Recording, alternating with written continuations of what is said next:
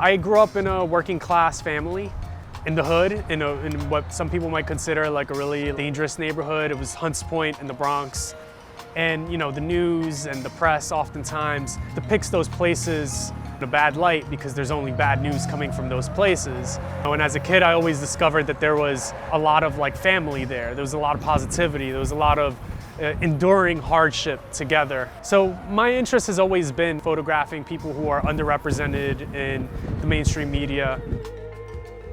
Photographer Edwin Torres was part of a team at ProPublica and the New York Daily News that won a Pulitzer Prize in Journalism in 2016. He was just 25. It was for a series of articles that exposed how police abused nuisance laws to unjustly evict poor minority tenants in the South Bronx. As proud as you can be for a family member, but more intimate because he's my little brother. And I'm thankful that he listened to my mom, myself, and that he actually, pushed himself enough to become who he is now. After winning the Pulitzer, Edwin worked for several years as New York Mayor Bill de Blasio's photographer.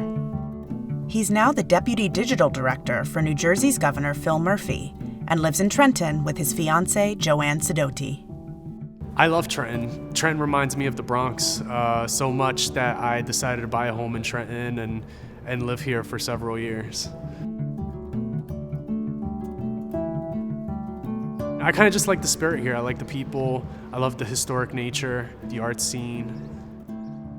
When I'm out shooting portraits, I just love the people. You know, sometimes I'll have people walk up to me, ask me, hey, can you take my picture? All right, you're gonna look here? Sometimes I'll just ask people and they're like, oh, what is it for?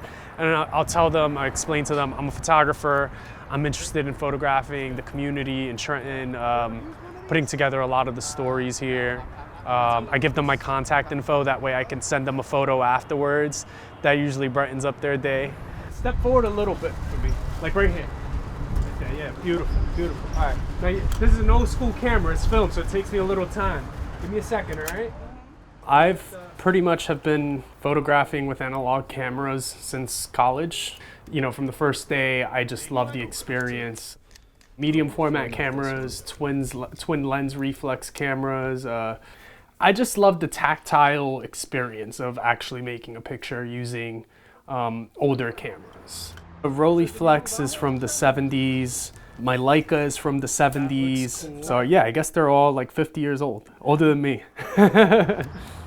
Throughout his career, he's always pursued documentary photography as an art form. Artworks in Trenton presented an exhibition of Edwin's family photographs. The first image is of Edwin and his mother, who unexpectedly died from COVID at the start of the pandemic.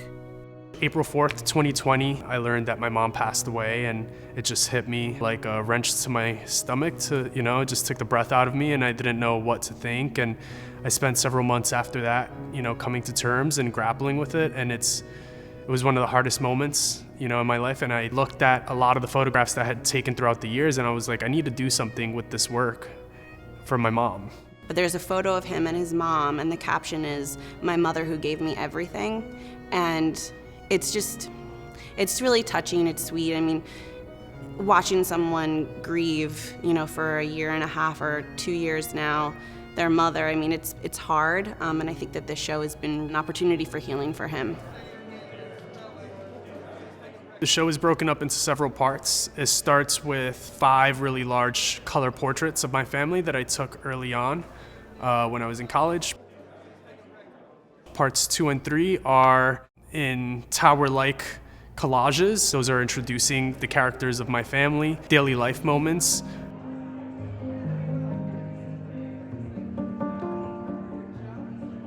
Then there's another picture from I believe my first communion, where I had my whole family there, and it was a big celebration. And I remember seeing my uncle in the corner was taking my picture. He was moving all around the church just to get a good picture. I remember that day. You could never get used to someone with a camera in front of your face, ever, ever, ever, ever. He sometimes takes that camera out in the weirdest and most uncomfortable of situations when you don't expect a camera, but somehow, some way, there is a camera around his neck. Parts 4 and 5 are a bit heavier in nature, documenting, issues that a lot of families go through, whether it's health issues, passing of elderly people, Alzheimer's, battling diabetes, my dad getting bypass surgery. Parts 5 and 6 are about life, new beginnings, new members of the family being born and joining, and some of the more happier moments.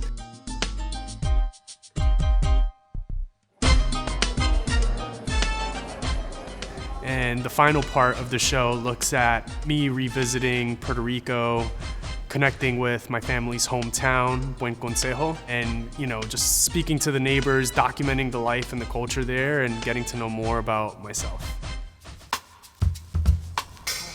I want people to know about my family that they're brave, they're resilient, they're strong, and I think that my show has something special to offer because it's so specific that pretty much anyone from any other family can look at them and think the same about their family.